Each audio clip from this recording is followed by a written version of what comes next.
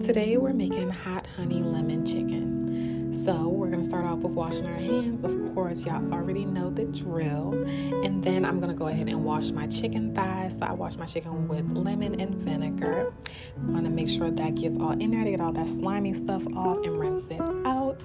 And then we're gonna move on to patting our chicken dry. So I like to pat our chicken dry so there's not a whole bunch of water in the pan. So these are our ingredients.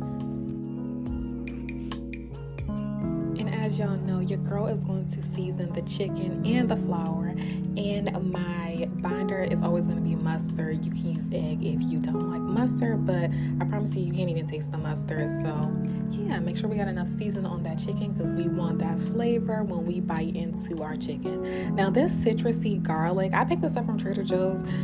Put a little bit, just a little bit, because it got a little kick to it unless you like spicy things, but it also has a strong lemon flavor as well. I'm gonna go ahead and put my flour into this little Tupperware bowl and a dash of baking powder just to give it a little bit of crisp, and we're going to season our flour with the same ingredients that we seasoned our chicken with.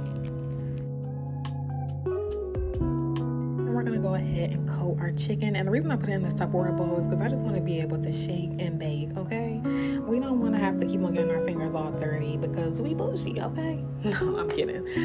But after that, we're gonna go ahead and fry our chicken until it's golden brown, and make sure you have your oven preheated. I preheated mine to about 375 because I'm only gonna put the chicken in there for a little bit because we're gonna make our sauce here, and this is the glaze that we're gonna put on top of the chicken, our honey lemon glaze.